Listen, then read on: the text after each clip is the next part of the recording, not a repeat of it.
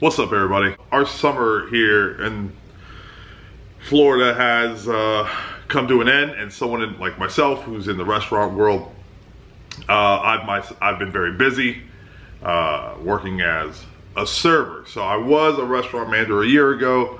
Up until April, I stepped down, which afforded me enough time to, I guess, really digress like the previous job.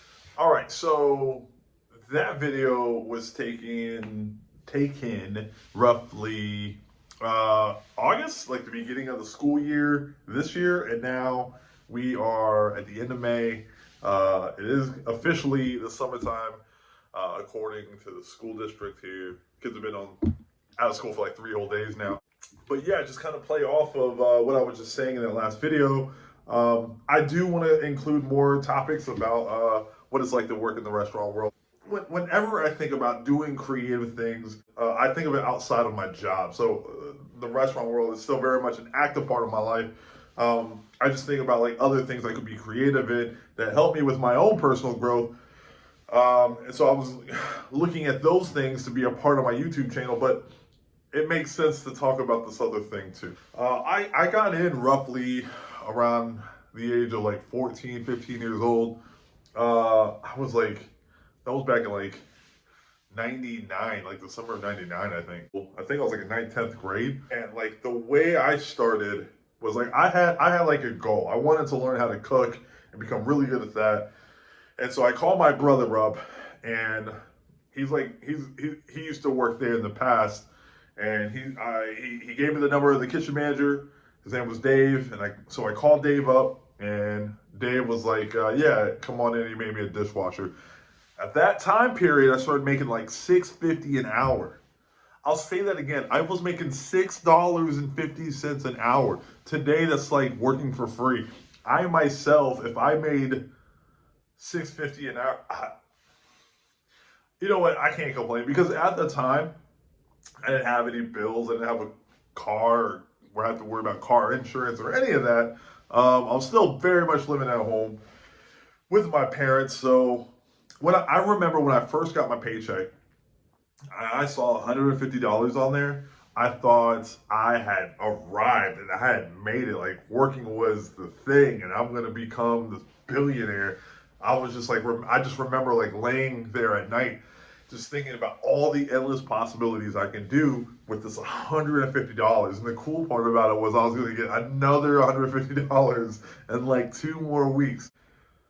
I think my career as being on the bottom of the totem, starting in the dish pit, was more horrific than I think a lot of people could probably say.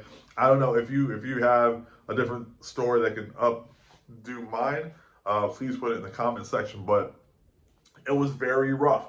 So here in Fort Walton,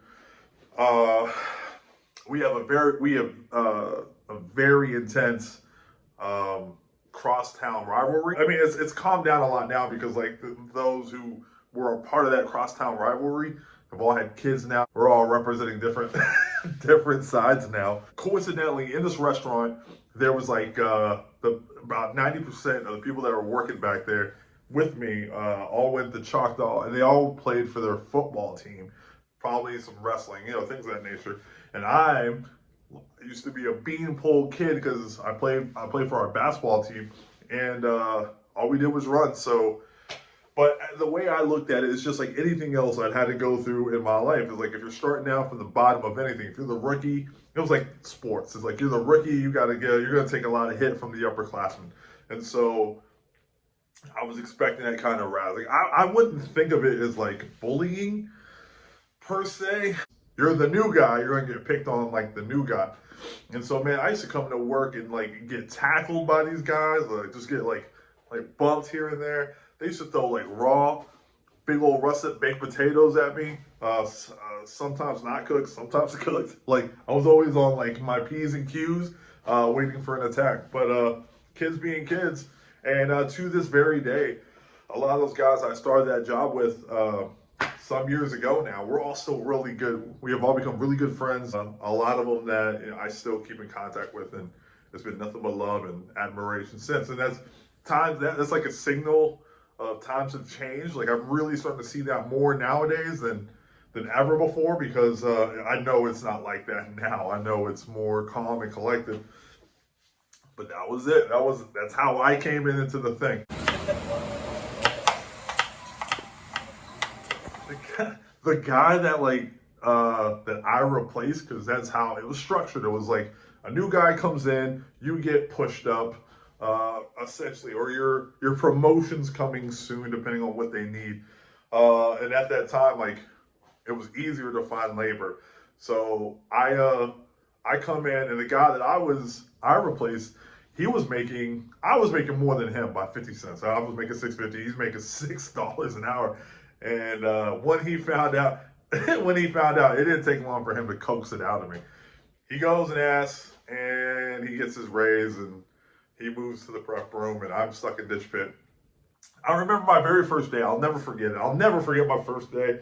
I remember thinking this isn't going to be my last day because it was just so loud. It was so wet. All you hear is like pots and pans banging all the time. You hear people yelling. It was so damp and moist. And by the time I leave, I'm like soaking wet. There's water everywhere. So many different parts moving. It's not easy to focus on one thing.